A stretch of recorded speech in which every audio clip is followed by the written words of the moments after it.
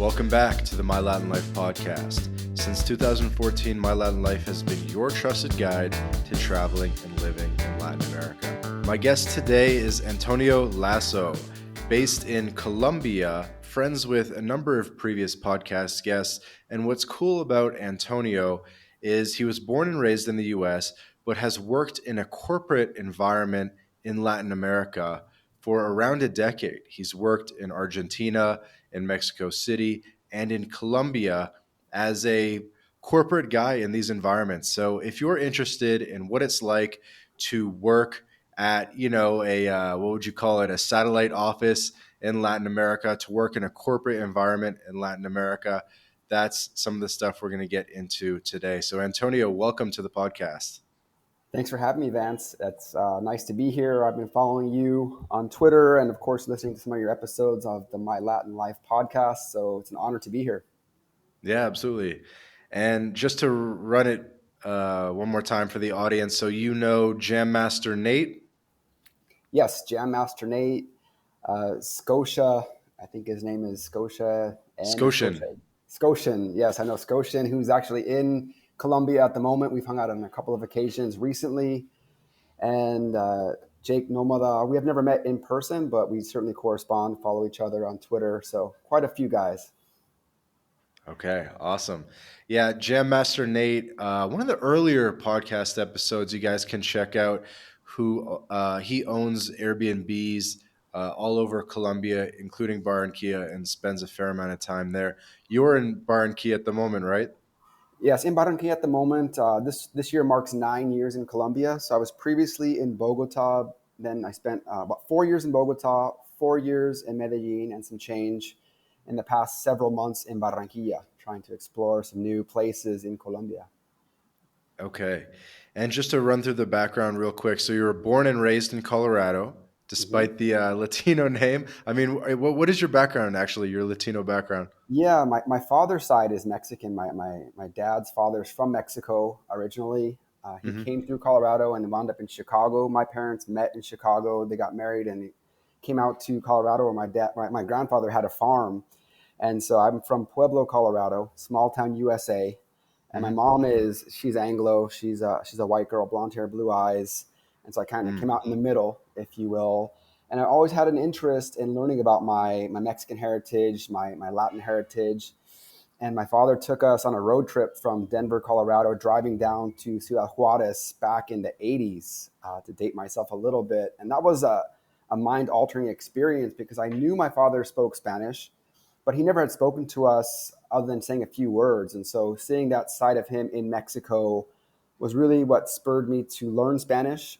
And so really ever since I was about 10 years old, I took it upon myself to study Spanish, studied Spanish in university, did a couple of exchange programs in Mexico and Puerto Rico, and fell in love with the culture. And one of my goals in life is to visit every Latin American country. So I've just got a handful of countries remaining, predominantly in Central America and Venezuela, of course. So yeah, that's how I got to Latin America, essentially, just from having an interest in the region. Got it. So U.S. passport. Do you have Mexican passport or any other LatAm passports? Were you in Colombia long enough to No, get one? my father actually never pursued his Mexican passport, and I would need to have him, as I understand it, get a Mexican passport in order for me to get one. So unfortunately, I did not. I had a working visa when I worked in Mexico, and I'm currently a permanent resident in Colombia, working on citizenship, which I'm eligible for next year. So I'll probably go for Colombian citizenship, but no official ties to Mexico other than the heritage. Okay, got it. Important context for the episode, I think. And so your parents didn't speak Spanish to you. Do you have like a Mexican accent or probably a pretty Colombian accent, I would imagine, after 9 years in Colombia?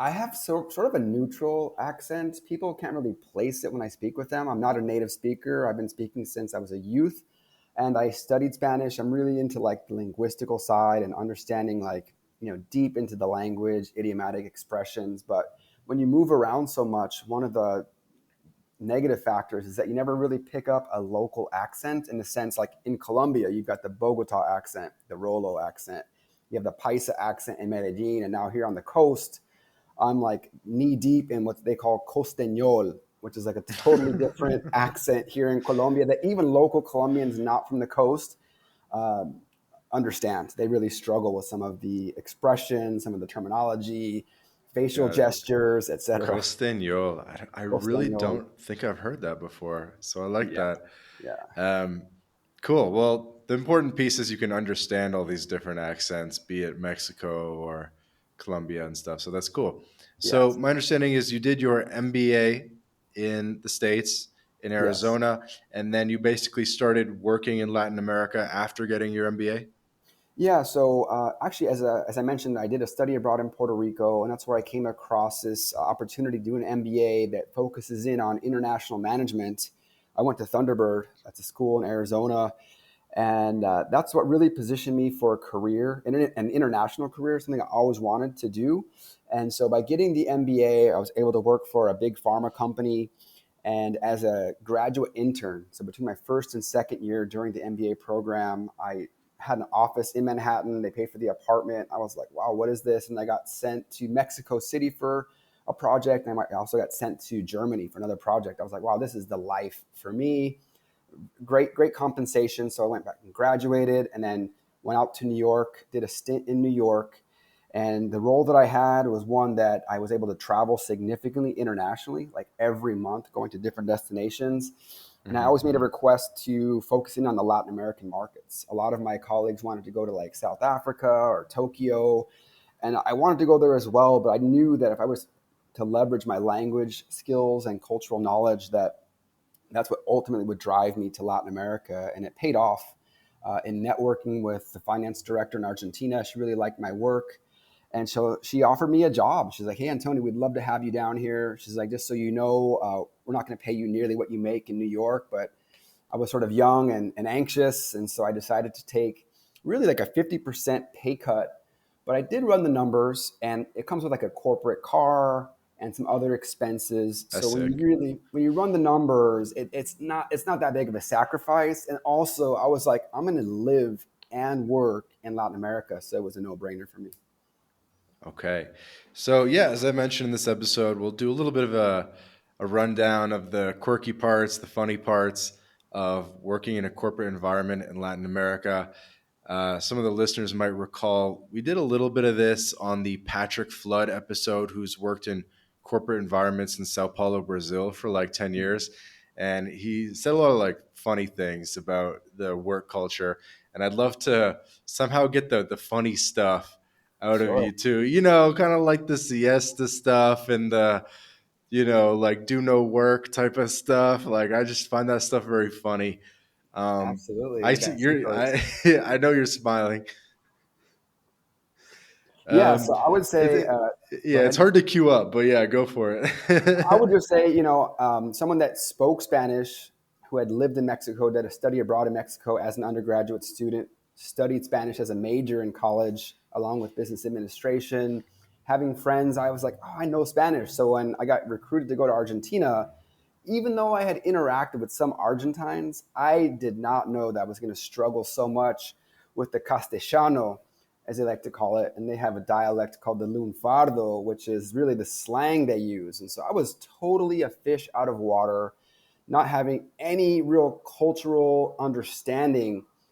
For example, men, when they greet you, they don't shake your hand. They give you basically like a kiss on the cheek. It's not like with the lips, but Hmm. it's like you touch your cheeks together. And I was like, what the heck is that? And so I'm in the corporate setting, and that was just so unfamiliar to me. And I pride myself on being like a They're cultural doing the kiss chameleon. in the corporate setting, eh? Yeah, yes, totally. So that was one aspect that really just threw me for a loop. And also, I was a pioneer in that sense because, as many listeners surely know about Argentina and its economic crisis and how every 10 or 15 years it goes through this massive cycle, hyperinflation, et cetera, it literally blew people's minds. Like, why would an American, why would a Yankee want to willingly come down to Buenos Aires, get paid in pesos, where you can literally watch the value disintegrate on a daily basis? Why would I do that? And I was like, it's about the opportunity, right? And so they're like, vos sos Shanky, ¿qué haces acá? Like, well, you're an American. What are you doing in Buenos Aires? So that whole dynamic was always a conversation starter around the water cooler, if you will. And the Argentinos and the Uruguayos, they love their mate, and they're not early risers, right? I'm an early riser. I like to go to the gym, and so I'd get to the office at 8 o'clock. It's like a ghost town there, right? You get to the office, no one's there. The Argentinos come strolling in with their mate. Nothing gets done until they have that first sip of the mate, which is a very communal drink for the listeners on the call or on the show that may not know what mate is. It's like the hot tea that Argentinos, Brazilians, and Uruguayos drink. It's really an acquired taste. I'm not a big fan, to be honest, but having those Yeah, kind I of like it. cultural, yeah, it's not for everybody. I got used to it. I don't drink it now, but it's enjoyable. But that was really the cultural basis for conversations. It was like the What time they mate. come in at? What time they come in the office at?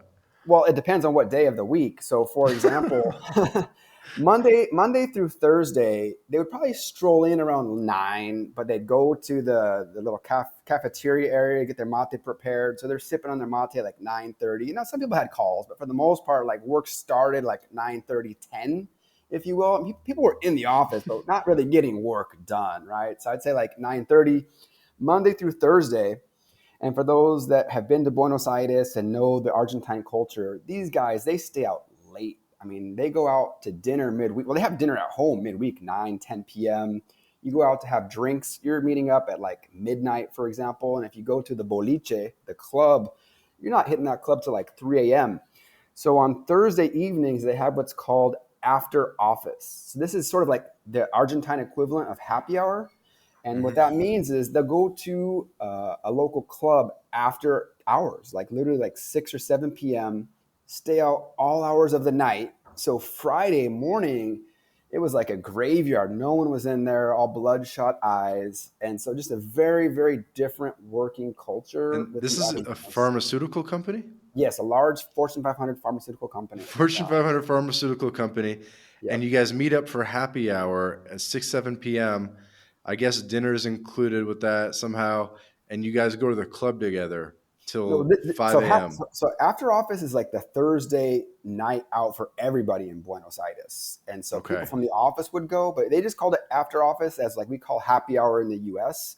They don't use the term happy hour; they just Okay. call So it it's not like after. you're hanging as a company, but more just No, like everyone's doing their individual thing, but they're all right. going out. You would go with Okay. friends from the office to this after office kind of experience, but yeah, it was sort of independent activity. Okay. And it's like a 12-hour bender. Yeah, 12-hour bender, and then they would go to work on Friday just totally trashed, basically. And were there like a couple people that would refrain from that and were the goody two shoes, or was it pretty much like a graveyard, as you said? Yeah, I mean, definitely goody two shoes, I think, are in any society. But the Argentines, for those that maybe have seen some movies out there, just the cult. I mean, Mexicans, I think, culturally speaking and stereotypically speaking, are known for being hard workers. And Argentines, I would say, stereotypically speaking, are not. That's not to say there's not hardworking people, but the Argentinos are not into manual back-breaking labor, right? And so it transcends into the office perspective. It's like, oh, you want me to do that? Like the mañana culture exists throughout Latin America. And even though Argentinos, they might consider themselves European, when it comes to work, they're certainly not the hardest working people. I love my Argentinos, but that's my personal experience in the corporate setting. I like it. Yeah. And that's Um, that's Argentina. Mexico is a bit different. If you want to step into Mexico, I can talk about sure, Mexico as well. sure. So the difference with Mexico is you have what's called the patron mentality. The patron being the big boss, whether it's in your personal life or the corporate sector, meaning that in a corporation, you're working in a matrixed organization. So you have your direct boss that you report into, but you're supporting HR, IT, different marketing functions across the board. And so you have to like use your influence to get things done. You have a simple request. You may send an email to Sandra, Jose, whoever. Hey, so and so has asked me for this information. Can you provide it? But if their boss has not prioritized it, if their patron has not prioritized that request, you're not going to get it. And so you really have to use your influence. You have to learn how to get to know these individuals. I wouldn't call it like brown nosing per se, but you have to kind of really ingratiate yourself into the Mexican culture, Mm. doing lunch with them, maybe bringing them some food, occasionally a coffee, just really getting to know people. In the US, you can pretty much fire off an email and expect it will get done just because that's like the request and people understand it's associated to the project's on time delivery. In Mexico, it could be farther from the truth. And so I think that's the biggest cultural difference there is that you have to really use your influence in a way more than just making a simple request to get things done. Could you expand on that a bit more? Where do you think this Patron culture kind of comes from? That's a very interesting question. But I think, just in general, the patron society in Mexico, and I think even to a certain degree here in Colombia, I've noticed it. That when I go and buy something like at the little fruit stand, they refer to me not as like a señor, they just call me patron. And I just think that the Latin American hierarchy is very, very pronounced. Like here in Colombia, they have these economic strata, 1 through 6, six being the Hmm. highest. In Mexico, it's not as called out, but you can clearly see the different cultural phenomena as far as, you know who has money and you know who doesn't. And so if you come from the right family in Monterrey, Mexico, for example, if you're a Garza or you're a Sada, you're in. And if you're a Garza Sada, you're like running the town. And so this is like the patron society where the big bosses call all the shots. I think it probably stems from like, like the finca equivalent in Mexico where they're running these large plantations. Just the big boss had the say. And so you had to run everything by them. And it's just transcended into the corporate culture. Where I worked at a different organization in Mexico, and it was basically a tropicalized culture of the US corporate culture, right? So many similarities, but the Mexican flavor added in for those different challenges. What does that mean, tropicalized? So, for example, you'd have like policies and procedures, but Mexicans would just interpret it in a different way. So, for example, maybe the dress code, right? The corporate dress code in the US is probably more strict than what you would see in Mexico or Argentina. It was really shocking, to be perfectly honest. So, just different takes on what's acceptable office attire, right? In Where Argentina, was it the most formal? Sorry. oh, the most formal Mexico. When I Mm. was there, many guys would still wear suit and ties on certain days, depending on the client meetings. Argentina was less strict from a fashion perspective, less strict from an attire. And then I think Colombia was kind of a happy medium. But yeah, Mexico was definitely the most formal. But I think globally speaking, we've all gone to much more casual attire, especially post pandemic. Hey guys, quick break from the podcast to tell you about job stacking. If you're a remote or hybrid worker looking to maximize your earning potential, then Rolf Haltza, author of Job Stacking, guarantees you'll be able to double your income by implementing his paycheck multiplication layering method. This is the exact system Rolf has used to take his own income and those of many others beyond 20K a month. With this method, Rolf contractually guarantees that you'll be able to double your income in 45 days. So, if you're interested in unleashing your earning potential and doubling your income, then click the link in the description and book a call with Rolf right now. Okay. Yeah. So I guess we're going in order a bit because you started in Argentina, then you went to Mexico. And actually, just to stick on Mexico for a second, did you probably learned a lot of things? You probably thought you knew Mexican culture from having a Mexican background, but when you started to actually live and work in Mexico, you probably had to learn a lot of things along the way. What were some of your epiphanies? Yeah, that's actually a great perspective and insight you've just added, and certainly so. I mean, I grew up as a Mexican American, even though my mom was gringa. Being from Pueblo, Colorado, where half the population is Mexican American, Chicanos, as they like to say, some of them. You have a lot of the habits and cultural elements in your daily life, like the food you eat, but it's really like Tex-Mex style food in the US, in the southwestern part of the US, where like the burrito, it doesn't exist in Mexico, right? And so you go to like Mexico and you're like, well, you go to the taqueria and you're thinking like, where's the burrito, right? So think small things like that. But I think in the work setting, and just being, I kind of felt like an outsider, or maybe that was my own personal perspective. My name, Antonio Lazo, it sounds Spanish, but then once I spoke, they clearly knew I was not Mexican. And so, as I mentioned, I think, well, I would say, I think Latin society can be a bit insular in the sense that, particularly in Argentina, if you didn't go to the same high school, the same university, you weren't part of the same social club, like you it was really difficult to break into like society from like a hanging out perspective. Like you might have lunch with them, they might invite you occasionally to like a barbecue, but it was really hard to break into, say, Argentina society in that sense. Mexico, I found a bit more friendly overall. Mexican culture, I find the service, the wait staff, etc., is incredibly friendly. But I would say just overall learnings, Mexico can be very classist. They claim they're not racist because, a lot of the people are just mestizo, and even people in important positions of power, whether that's in a corporate setting or in the political sphere or just society at large, different shades of skin tone doesn't really relegate you per se to the amount of power that you can exert, etc. But it really is about, what university did you go to? If you went to a top tier university, you were like already accepted. And so I think being from the US, I was given like a wild card, and you really had to prove who you were. But there's a lot of cultural um, kind of barriers that just takes time to truly understand how to get in with the insiders. And so that was something that I think maybe ultimately made me leave Mexico. I actually returned to the same company I was working for in Argentina, in Colombia. And Colombia for me was just a much more exciting place. I didn't have to like identify as a Colombian. I'm not Colombian, so I was just the extranjero, and that made it a Mm-hmm. lot easier. I think Mexico for me, being Mexican American, was always a bit like of a double-edged sword, right? In the sense that I had to be Mexican, yet I wasn't Mexican. And so I thoroughly enjoy Mexico. I love it as a country. I miss the cuisine incredibly. But I'm very happy in Colombia, and I'm glad I made the move. Interesting.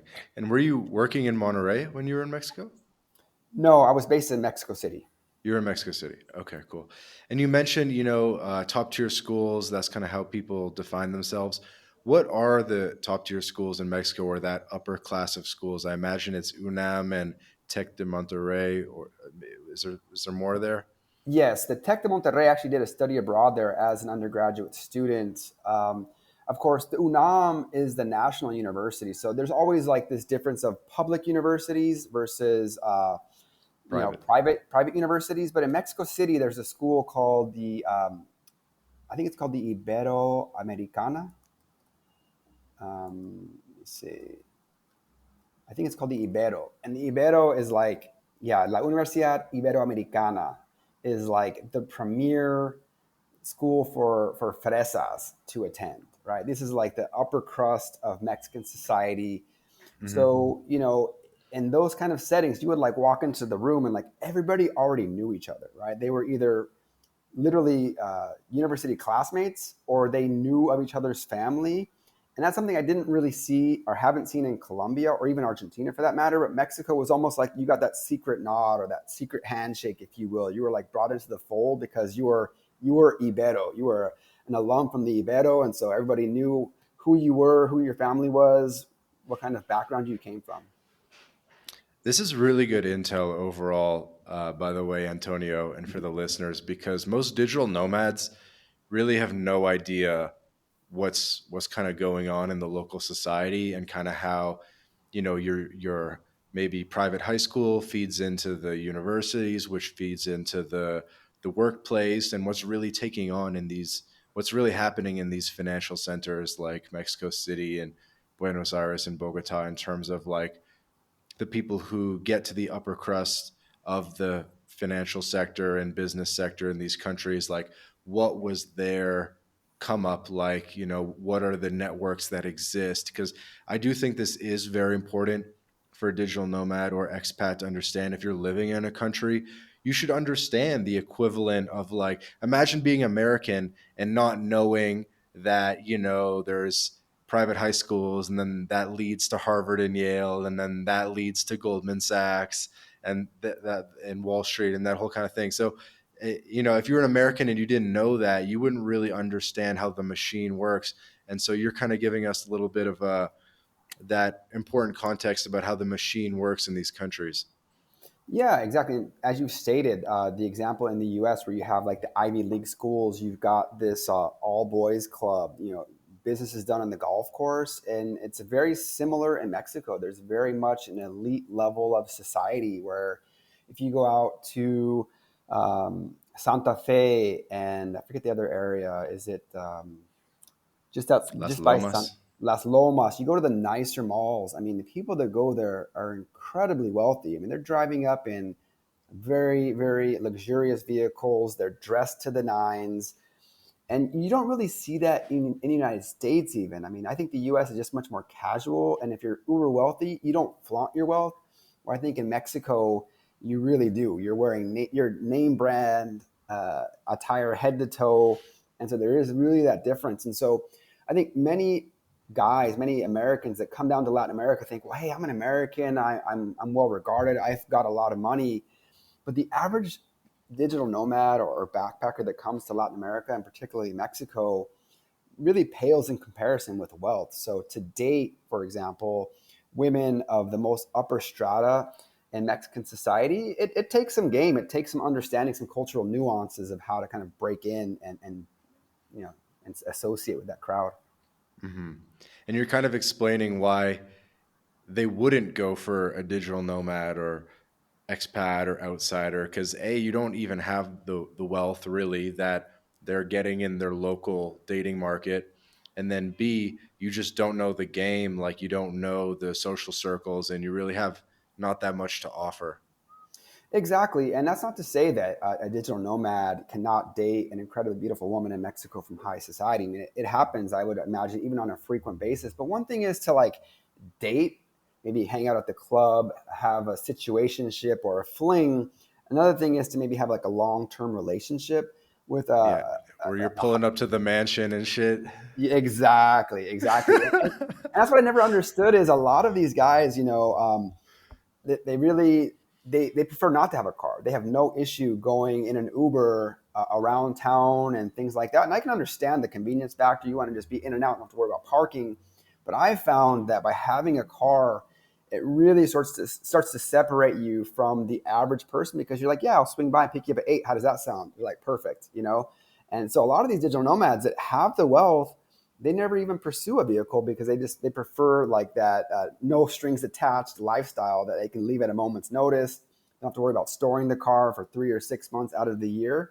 But that would be my one tip: is if you have the wealth and you can afford a vehicle, you should consider it. Not so much for the transportation, which is great, doing side trips on the weekends, but just being like joining that level of society because owning a car in Latin America compared to the US is very much a luxury, right? In the US, everybody and their mom has got a car, if not two. Or in Mexico, it's an expensive endeavor. So even if you're cruising a Volkswagen Gol or the equivalent, you got wheels, man. And so therefore, you're automatically like Shit, two it's grades tough, up. bro. I don't have a car, and I mean, you're just such like a target. You get pulled over, you got to pay a fine. Yeah. You get in an accident, it's gonna be a headache. Oh, It's there's definitely all of those. I'm not denying a single point of those, but when you weigh out the positives and negatives, for I me know what you're saying. personally, I prefer the I, positives. or just do a private driver. There you go. There you go. That's helpful too, of course. I mean, Yeah, you can do that. And then, in fact, a lot of the high society people have a driver, right? They've got their own yeah, private chauffeur. exactly. Cool. Well, I don't want to get you in trouble talking about dating. Um, but so, how about we start moving on to Colombia a little bit and maybe some of the initial culture shocks you had moving from Mexico to Colombia? And I think you said you started in Bogota. Hey guys, quick break from the episode to tell you about BitRefill. BitRefill allows you to shop online and in person without banks, converting your crypto directly into merchant balance. We're talking gift cards to Nike, Amazon, Apple, Airbnb, Hotels.com, and many more, all paid for with crypto. BitRefill offers more than 10,000 gift card options in 180 countries all across Latin America, including Brazil, Colombia, Mexico, Argentina, El Salvador, and many more. You can also apply the code MyLatinLife at checkout to get 10% back on your first purchase. Go to bitrefill.com for more information. Yeah. So actually, as I alluded to, I was a little bit maybe not so content in Mexico because of the working environment. I just felt that Mexico, from my perspective, being a Mexican American, I feel is a little bit Americanized. I was always in pursuit of something a bit more um, Exotic. exotic. That's a great word to use. A bit more exotic. And so, one of a good buddy of mine that I actually met during an MBA meetup, he was from Arizona. We met up at an MBA meetup literally the week before he moved to Bogota. So I saw his status change on LinkedIn. I was like, "Hey man, I saw you moved to Bogota. Like, how is it?" He's like, "Oh, it's great. You should come down here."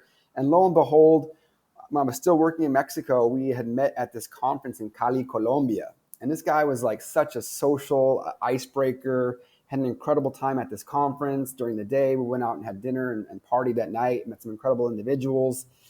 And then he later invited me to his brother's bachelor party in Medellin. And then his brother invited me to his wedding in San Andres, Colombia. And so that series of events is what led me to basically resign in Mexico. And I moved to, to Colombia without really a plan B. And then in that lapse of time, my prior boss when I was working in Argentina, he got promoted to go to New York, and he's like, "Hey, Antonio, if you're looking for work, I'm leaving my job. I can get you this job and you can work anywhere in Latin America." And I was like, "Well, can I work in Colombia?" He's like, "Yeah, absolutely." So when I was basically unemployed, I decided to, move to Colombia. I moved to Medellin first. And then like 2 weeks later, I had this job opportunity to work in Bogota. So I moved to Bogota, got a promotion out of this. I went from being a senior manager in Mexico to a regional director in Colombia, got a luxury vehicle. And I was like, oh my gosh, did I hit the lottery? Like, that was just the most phenomenal experience I've ever had in my life, as far as just having what I like to call the red carpet, white glove treatment rolled out to me. I would be in the Hmm. office, and the janitorial staff, these women would be like, "Don Antonio, would you want any coffee or any water?" And they would literally bring it to me on a tray. And it's like those experiences, I'm just like, I could never go back to the United States ever again, because just the way you're treated. And, I'm all about treating people with respect, but down here, it's just a different level. And so that's Yeah. ultimately how Coffee I on made a it. tray Yeah, feels coffee on a nice. tray, and you're called Don Antonio. I mean, like in the US, you're lucky if your best office mate will grab you a Starbucks. And so there's just a difference in these little sort of cultural nuances and what really gets you hooked in. And so I was working in Bogota, had a regional role, responsible for a part of Latin America. And so I was jet setting, traveling, went to Brazil, Argentina, Peru, Ecuador, Bolivia, Paraguay. I mean, just really getting to know Latin America inside and out, but always from a corporate perspective. So I really enjoyed that aspect. But because I had first stopped off in Medellin, I was always going back and forth between Bogota and Medellin. And this was really when like the remote work was opening up, and you could like work one day from home. So I'd work from home on Fridays, which meant I would fly to Medellin on Thursday night and have like a long weekend in Medellin. And I was just living the life of, working in Bogota midweek and the weekends in Medellin. And that was just a phenomenal experience. Had a lot of fun, got to know a lot of people. And this is really before the more recent boom of all these digital nomads coming down to Medellin now. I mean, we're talking like 2015 when I first moved to Colombia. So Medellin Hmm. back then was wild, wild west. Now it's like an expat bubble in El Poblado, which is fine. But actually, that's kind of what led me to pursue life in Barranquilla. I wanted a bit more of a personal experience, a local experience of sort of untapped, uncharted territory. And Hmm. to this day, you can still get that in Barranquilla if you can handle the heat. It's certainly hot here. Yeah. So we're recording this in January, pretty much the hottest month of the year down there. Yeah, I mean, actually, here in Barranquilla, this has sort of been a windy period, Or what am I but talking about? It's not the hottest month. no, It's it's the actually it's the the kind of it's it's, the coolest period, yeah, it's the but it coolest month. Yeah. but it's still hot. It's It's it's still hot, hot. hot, capital A, capital F. And so, I got the AC on pretty much 24/7 when I'm at home. I work from home now. And then you really don't like to go outside early mornings or in the afternoon once the sun starts to set, which sets pretty early. I mean, if you have to go out midday, I go out in my car. So there's ways you can make it happen, but a lot of guys, they just can't handle the heat. I know Scotian, he's out here, but he just comes for a few days and he's out. So you know, He's sweating. yeah, he's sweating big time. See, me too. I don't like AC. I really don't like AC. That's why Um, Mexico, the weather there is so great. Mexico City's got fantastic weather. It rains a bit more in Mexico City than say Medellin. I find there's like a heavier rainy season. I'm not sure where you're based, Vance, but Mexico's got great weather. I mean, there's of course Cancun, the coast, which can get hot, but by and large, I would say Mexico's got some great weather. One thing about Colombian work culture, I don't know too much about it other than what I see in novellas, but it's like exceedingly formal in the way, like with the whole like usted and everything like that. And they're, like you said, the coffee on the tray. Maybe you could kind of talk about that. Did it feel more formal coming from Mexico, where I guess you said people dressed formally in Mexico, but they were probably still like, no mames, and like maybe in Colombia it's still like a more like they're just more formal in the way that they communicate. That's actually a very good topic to discuss. And you're right. I think Mexicans, they like to, regardless that, if a guy's buttoned up in a suit, but he's just, that's his style of communicating, you're going to be in the boardroom and you're going to be hearing those kind of like locker room jokes or that kind of just vernacular, right? No mames, güey, no mames, cabrón. Very, very kind of like terse language if you were to hear it on the street. But there's like this friendly kind of environment in Mexico. And in Mexico, if you're college educated, you have a degree, you're called licenciado, right? Which is a Uh-huh. very a very privileged title to have. Not everybody is a licenciado. In Colombia, they don't really refer to you as licenciado. They might call you ingeniero. And yes, and I would say the difference in Spanish between Colombia and Mexico is that Colombia definitely favors the usted, more formal style of speech. And for those listeners that have not seen Betty La Fea, the original series, which came out in 1999, I want to say, I highly recommend it. It used to be on Netflix. I believe it now it's on Amazon Prime. It's the best shortcut to understanding Colombian society, mainly from the Bogota perspective, but it's still everybody in the country has seen the show. You can learn so much about society. And to your point, Vance, about really being formal, I think it's become less formal. When you watch those old episodes of Betty La Fea, you would have like Don Armando, the founder's son, referred to his best friend Mario as usted. Like you don't see that now in the office, usted. Only in certain circumstances, maybe if you're dealing with very senior executives, but your day to day is still in the two. But yeah, I would say it's formal, and I think that Colombians definitely have a very high regard for respect. So they're very polite, non-confrontational. I think in Mexico you'll definitely see a bit more confrontation, where I think Mm, confrontation in the Colombian work society is frowned upon. If you mm, have a disagreement, you definitely have to handle like on a one off basis. It's sort of similar to that Japanese notion of saving face. You don't want to have mm-hmm, anybody like, be offended with a comment in a meeting. You wouldn't want to call somebody out. You wouldn't want to say, "Hey, Lena, you didn't do your report when you told me you would do it." And you would just say, "Oh yeah, my team's a little bit delayed with this report," and then you might hound her after the call, kind of thing. That was definitely a noted difference. I think overall, Colombians are a real pleasure to work with in the corporate setting, right? In dealing with uh, business ventures outside of the corporate setting, because again, when you're in the corporate setting, you're by and large following corporate policies and procedures, corporate culture. It's a globalized business. You have like global meetings, regional meetings, country specific meetings. But by and large, you follow like this chain of command. It's very much um, by like your rank and order, if you will. Whereas in Colombia, if you're dealing with like a paisa who's like an entrepreneur, all bets are off. It's a totally different dynamic.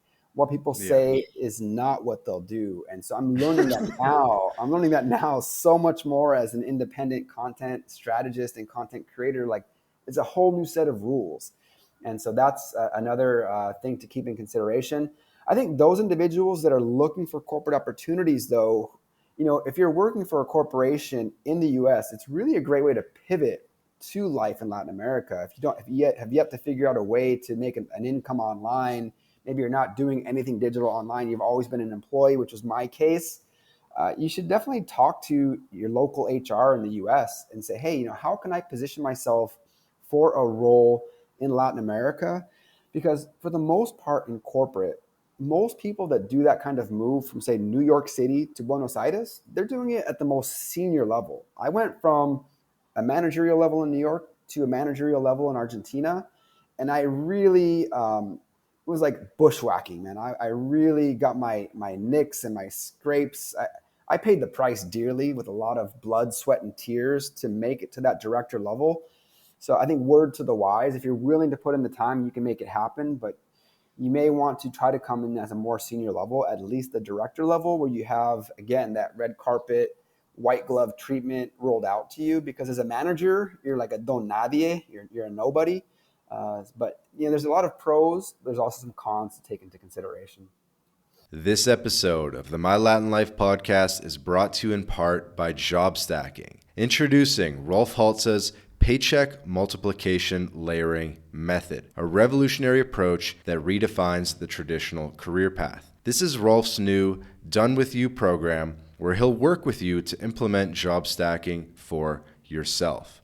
With this method, Rolf contractually guarantees that you'll be able to double your income in 45 days. So, are you ready to step out of the shadows of job insecurity and step into a world of career abundance? Then just click the link in the description of this episode, book a call with Rolf, and start walking the path of unleashing your earning potential with job stacking. Okay, let's keep going down this vein because I think people are interested in what this looks like. I'm sure you've probably helped give people advice on this over the years on how they can do it. So let's say what are some of the most common career paths? It's probably not sales because you're not really going to be able to sell too well in Latin America if you're like spotty on the language. So it's kind of more, I guess what you'd call like middle manager type things, Yeah, I would management say things. I would say you pretty much have to start at the managerial level. I think to make it make sense financially for you. I mean, salaries in Colombia compared to Mexico are a little bit less. I think Brazil and Mexico certainly pay the most, being the biggest economies in Latin America. So it really all comes down to your personal situation, what you're willing to give up, if you will, for the opportunity. But I knew a guy that worked at the pharma company. He didn't even speak Spanish, but he really got on well. He was a finance guy, got on very well with the finance director. He worked in the corporate audit team, so he was constantly auditing the Mexico operation, and he was just able to really create a rapport with the FD. This guy Dante, who's a Peruvian guy, and he just loved. Actually, they were both named Dante. I don't know if it was because in Spanish you're basically a tocayo. If you share the same name, you automatically have like this kindred feeling for the other person. And so the guy from the States was this guy Dante, African American, this black guy, and he just really got on well with the finance director, and so he was able to parlay that into a really fantastic opportunity. So I think if you can position yourself for an international kind of role, like a lot of these big corporations have international operations, but you might just be supporting the U.S. business. So I would say first and foremost, position yourself inside, say, if you're from the US or you're from Europe, Mm. to work for the international hub, the international operations of your home country's corporation. And then from there, you can start to, network, build rapport. There's a lot of community support groups, for example, like extracurricular kind of like coffee webinars where you like these brown bag lunches where you can like sit and learn during your lunch hour and chit chat with like the IT team, the HR team, finance, marketing, whatever interest you have, and just network, right? Whether it's through LinkedIn or just a corporate intranet, right? Make it known to your boss, to HR, that you have an interest to work internationally and position yourself for that. In your annual objective setting, when you set your objectives with your boss, you typically have to have like 3 or 4 or 5 big objectives and goals. And kind of give you one like a personal development kind of goal. Put it on there and say, hey, my goal is to make it to Latin America. In fact, I just talked to a good buddy who works for Nestle, and he just landed a gig in Panama. And he was concerned about taking a pay cut, but he was able to finagle a pretty good deal where he got a bonus, he got a company car thrown in, and even though his salary is a little bit less, when you look at your overall spending power, you can make it work, right? And so I would say it's about making it known and putting it in the forefront, because as you probably can attest to, Vance, you're from, I believe, Canada, if I'm not mistaken, but at least many Americans, I'm not sure about Canadians, I think Canadians travel more, but many Americans didn't want to leave the US, right? Many Americans for a number of years didn't even have a passport. Now it's a lot less common with social media on the rise, digital nomadism on the rise. Everyone wants to work abroad. But for those that are in the corporate sector and want to work internationally, there's opportunities out there. It's just about asking for it and pursuing it. Mm. Let's talk a bit about that negotiation, right? Because maybe you're negotiating, can I get a corporate car? Maybe you're negotiating, can I get paid in a mix of USD and the local currency? I've heard things like that. I remember buddies in Buenos Aires, they got paid like half their salary in pesos and then half in USD back in the States, things like that. So, what are things people should be aware of in terms of the negotiation in terms of compensation for going abroad? Yeah, that's a great question. I'm glad you brought it up, in fact, because it's all about negotiation before you sign the contract, right? Once you sign that contract, you are on the hook for whatever you signed in the document. And so just prior to negotiating is when you have the most power. So in my case, for example, as I mentioned, I was transitioning from Mexico to Colombia, and I talked about taking over my prior boss's role. When I spoke to the big boss, and she's like, "Okay, so you're based in Mexico, right?" And I was like, "Well, actually, I'm in Colombia." She's like, "Okay, but you want to work in Mexico?" And I was like, "No, actually, I want to work in Colombia." But she's like, "Okay, but when? Like in 6 months, in 12 months?" I was like, "No, I want to work in Colombia now." And I said, "I know if we don't negotiate this now, it's not going to happen." So I was able to make sure that the local operation was going to get my visa for me so that I could work in Colombia. So that was just, which country I was going to work from. The guy Dante and myself, we were both able to negotiate flights home on a frequent basis, like every quarter for like the first year. It's not indefinite, but for your first year or two, you can negotiate flybacks. So they basically will put you in either coach or business class, depending on how long the flight is back home, paid for by the company. I think as far as getting paid in US dollars, you have to be a bit more senior in my experience. So, for example, I knew this senior woman that came and worked in Argentina. She was from Europe. Her All of her compensation was paid in euros. She negotiated that clearly. But if your salary is paid in local currency, you oftentimes can still get paid like in company stock, so equity. And so those are issued in, say, US stock, and you would have a US brokerage account. And so you have to look at the complete picture, right? It's not just about your salary. And then also looking at what is your net impact, right? When you get a company car that covers insurance, covers maintenance, it covers gas, every single expense related to it, sorry, a parking, all those expenses paid, like owning a new car outright in the US and you covering all those expenses is a huge cash outlay, right? Maybe $1,000 a month if you really sum up, could be more potentially depending on where you live. So if you're able to get a company car and get the gas paid for, like that's a Hmm. huge What's the benefit. basis for getting the car? Like you say it has a business purpose, or like how It's do just you? Yeah, it's just one of those corporate benefits. I think the reason why corporations do it, particularly in Latin America, is it's a business write-off. They can actually reduce their taxes by giving out company cars, and so it's just sort of like a cultural phenomenon that exists in the emerging markets. Not so much in Europe, although it does exist in the pharma industry, but I think like in the Middle East, in Latin America, maybe like parts of Eastern Europe, you're able just to get that as a company benefit. Yeah. This episode of the My Latin Life podcast is brought to you in part by Bit Refill. Bit Refill is the best way to spend your crypto in Latin America. Purchase gift cards or mobile refills from more than 3,500 brands in 186 countries instantly, safely, and privately. Visit bitrefill.com for more information. Okay, cool.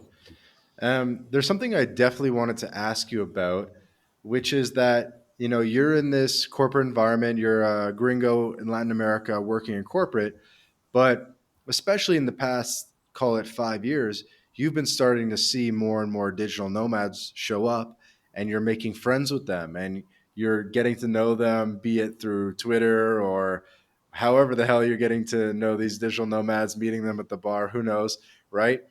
And you alluded to this, I think, offline, where it's an interesting dynamic where you're seeing these digital nomads who maybe have more freedom because they don't have office hours or they have a little bit more mobility where you're in this corporate environment. And I was hoping you could just sort of speak to how that dynamic has evolved and kind of maybe your observations on the corporate side of this and seeing all these expats that are almost more in like vacation mode type of thing, you know?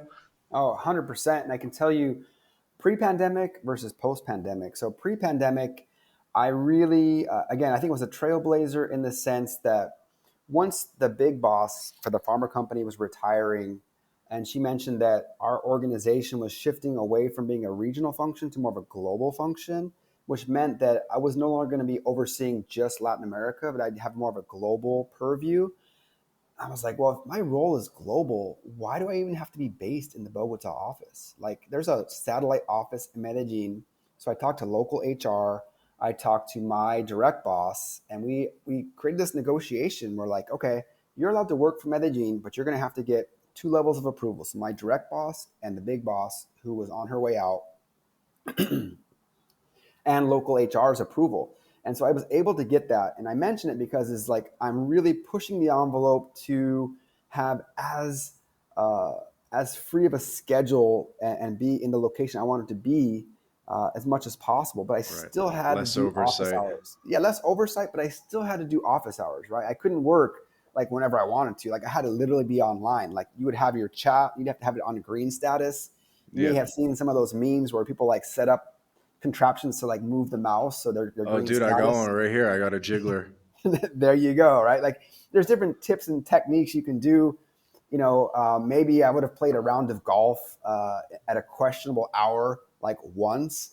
But when my buddies are like, "Hey man, do you want to go play golf?" It's like a Tuesday at noon. I'm like, "Bro, I can't do it," right? And so I got a couple buddies in Bogota who are just doing incredibly well, and I just got to find a way to do that. And so with the notion of these social media gurus online on Twitter, like the Twitter money crowd, for example, what Jake Anomada is doing with some of his Substack, kind of the subscription model, and sharing the knowledge and teaching others how to do things, what your business is, for example, and helping others get their residency. There's just so many opportunities that you may not even get exposed to that until you kind of hang out with these digital nomads. Because in the corporate sector, I can tell you this: when I go to my LinkedIn and I see who's viewed my profile, it's like all of my former colleagues that are like senior executives now, directors, VPs. It's like, who is this guy? He's making these videos, these short form videos, posting on LinkedIn, talking about the creator economy, talking about content creation. I really do wonder what they think, because I can tell you, I love the independence and the freedom that I have, geographic freedom, independence to do whatever I want, to set my own schedule. I'm my own boss. I'm not nearly earning as much as I would like as to what I was before, but the trade off is that I'm my own boss. I determine the projects I want to work on. For example, today I had an incredibly interesting conversation supporting a guy who's based in Bogota, wants to do international expansion into Miami. So I'm able to like leverage my corporate experience and parlay that into the creator economy. And I haven't looked back. So this July will be 2 years as an independent freelancer, digital nomad, and I've loved every second of it. That's awesome. Do you want to take this time and tell people a little bit more about the services that you offer, how they can get in touch with you? Yeah, absolutely. So basically, after leaving corporate, I took a Creator Accelerator program from the Nas Academy, and I would recommend anybody that's considering doing content creation to give them a look. It's an intensive 6 month program, but it can really shift your life, because content is king. Leading with content is really for every business, whether it's B2B or B2C. And so personally, I'm doing content strategy and content creation. I'm what's called a UGC expert, user generated content. So if you're a business owner looking to break into your digital media presence online, I'm certainly here to help you out. You can find me at I am Antonio Lazo across all the different social media platforms. Would love to support you. And yeah, this has been great. I've really enjoyed the conversation, Van. So thanks for the opportunity to share those details. Awesome. And when we say bye, hold on for a quick second as the audio uploads. The weed whacker guy started going. I'm not sure if this is catching on the audio here, But again, my guest today, Antonio Lazo. This has been another episode of My Latin Life podcast. Thank you to Antonio and thank you to the audience for listening.